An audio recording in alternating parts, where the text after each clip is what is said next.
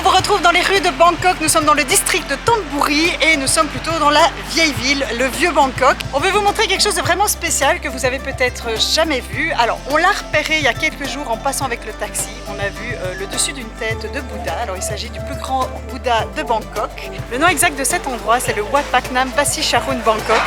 Alors, je suis aidée, c'est écrit juste que là. En gros, il est mieux connu sous le nom de Wat Phak Nam. Voilà ce qu'on avait repéré il y a quelques jours, la tête dorée d'un Bouddha qui surplombe les bâtiments. Et il fait surtout partie d'un ensemble de temples qui recouvre là quand même la surface de 4 terrains de football et demi. Donc voilà, c'est pas du petit temple qu'on va aller voir. Il est vraiment particulier. Ils l'ont dit, c'est vraiment le quartier à l'ancienne de Bangkok. C'est très très chouette.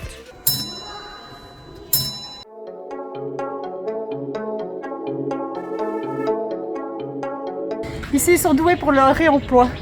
Ils utilisent des tessons de verre comme fil barbelé, comme ça les gens ne savent pas passer. C'est original, c'est une bonne idée de recyclage.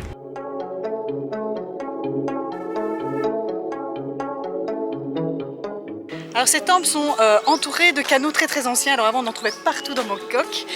Maintenant il y en a beaucoup moins, ils ont plusieurs centaines d'années. Ce sont des canaux qui permettaient vraiment de desservir toute la ville. Alors ce qui est vraiment chouette, c'est que dans ce quartier ils sont toujours présents, ils sont toujours en fonction. C'est vraiment très très joli à voir.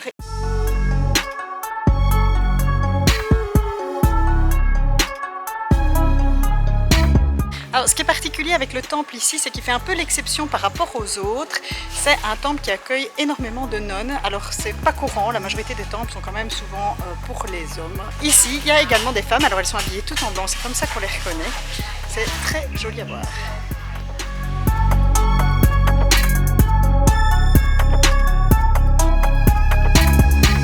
C'est pourquoi on est venu ici. Alors ce Bouddha, il est géant. Franchement, il est encore plus grand que ce que j'avais imaginé. Il est magnifique.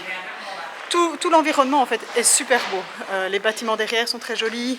Les décorations. Il y a plein de temples. Le problème c'est qu'il y a tellement de temples qu'on ne sait pas trop par où commencer, par où aller.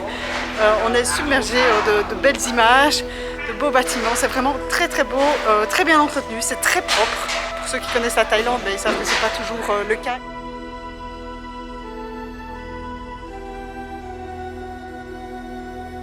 Il est tellement grand et puis il y a le soleil qui donne dessus, ce n'est pas évident de le filmer. Et juste derrière, il y a un autre bâtiment à 5 étages. Donc le plus grand Bouddha de Bangkok, il fait 69 mètres de haut, soit l'équivalent à peu près de 20 étages. Le Bouddha a commencé la construction en 2017. Il a été achevé maintenant quelques mois d'ici. Mais on voit toujours des éléments de construction, mais ça c'est un peu typique de Thaïlande. Quand vous voyez les temples, ils sont toujours en train de les rénover, de les améliorer. Il faut savoir que l'ensemble de temples ici, il date quand même de 1610, donc c'est vraiment un très très vieux temple qui par période a été laissé un peu à l'abandon. Mais maintenant il est très fréquenté, il y a une très grosse communauté de moines et de nonnes dans ce temple.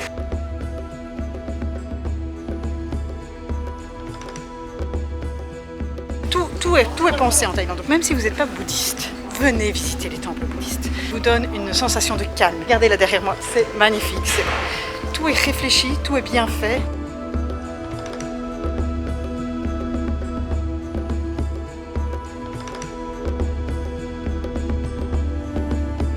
Alors en Thaïlande, quand on a des enfants, faut dire ce qui est, on n'est jamais tranquille. Elles sont tellement mignonnes que tout le monde vient vers nous, que tout le monde a toujours envie de leur offrir plein de choses. En plus des sourires, donc là elles ont reçu quoi? 4 boîtes on n'est pas trop sûr de quoi. Thai catering, ah mais c'est de, je pense que c'est de la nourriture et que c'est bien de la compagnie aérienne Thai Airways, non? Wow, regarde. Il y a plein de bonnes choses à manger. Chouette. Et je suppose qu'il y a ça dans toutes les boîtes. Ouais, on va peut-être pas toutes les ouvrir maintenant. Non. Parce que sinon on va devoir tout porter, on va mettre dans le sac. Mais ça fait plaisir, c'est très chouette.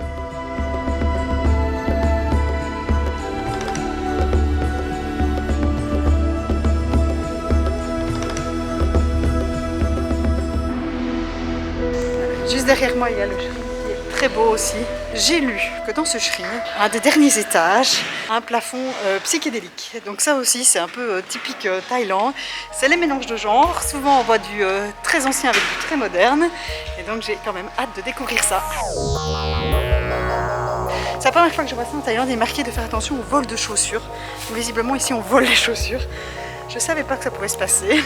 Surtout Benoît, qui, pour ceux qui nous connaissent, qui ont déjà vu certaines vidéos, est un gros stressé du vol de chaussures. Donc nous allons les prendre avec nous dans un sac. Alors ici, au premier étage du shrine, nous sommes dans une espèce plutôt de salle de réception. C'est très joli, les plafonds sont magnifiques, ils sont hyper bien décorés. Et alors ce qui est vraiment bien avec ce shrine, c'est qu'il est gratuit. Donc pour nous, c'est l'idéal pour voir ça en famille. Et là, nous allons monter l'escalier central. Ce shrine, donc là c'était le premier étage, est divisé en fait en 4 étages, avec 2 parties musées qui servent à mettre des reliques, une partie mémoriale et une partie avec un plafond psychédélique. Cette salle musée, elle est gigantesque. Et je m'attendais vraiment pas à ça, je suis émerveillée. Il y a vraiment plein de vitrines, plein de très belles choses à voir, plein de beaux objets. C'est la première fois que j'arrive à voir autant de belles choses taille sans rien payer. Juste voilà, c'est à disposition de tout le monde, à apprécier. C'est vraiment un endroit à visiter à Bangkok, moins connu, mais qui vaut vraiment la peine. Alors, on se croirait dans un musée suisse, il y a des horloges, c'est le musée des horloges. C'est marrant parce que les objets ici, il y a vraiment de tout. Entre les horloges, des parapluies, des sculptures. C'est un mishmash de plein de choses.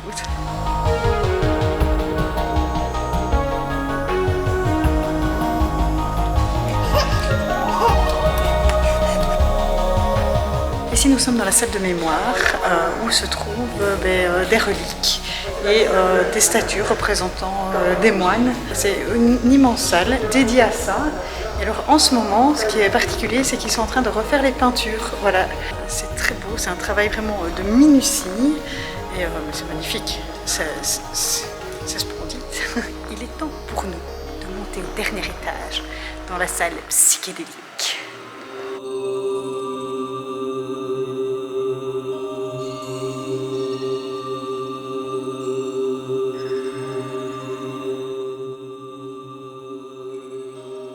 Cette sculpture de verre est incroyable. On a l'impression qu'il y a tout qui se reflète dedans. Le plafond est éclairé de lumière vert émeraude. C'est vraiment extraordinaire. Je n'ai jamais rien vu de pareil. Vraiment un retour en arrière dans les années psychédéliques, c'est magnifique.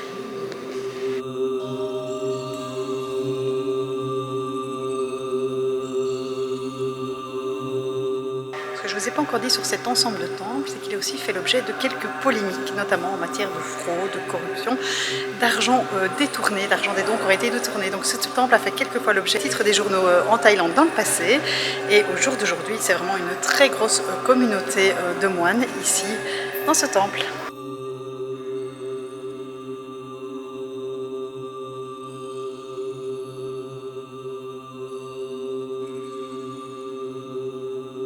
Il n'y a pas encore beaucoup de touristes ici, mais je pense que dans les années à venir, maintenant que le Bouddha géant est fini, je pense que dans les années à venir, il va y avoir de plus en plus de monde qui vont venir ici, surtout que bon, le musée en bas, il est vraiment bien, il est vraiment très grand, il y a beaucoup de choses à voir. Donc voilà, c'est un lieu qui gagne vraiment à être connu. Nous sommes toujours en période post-Covid ici, et donc oui, on garde souvent le masque. On ne sait pas trop si c'est obligatoire, pas obligatoire. On voit des personnes qui le portent, des personnes qui le portent pas. Dans les taxis, clairement, là, il faut encore le porter, mais ailleurs, c'est pas toujours clair. Mais pour vous dire au revoir, je vais quand même le retirer.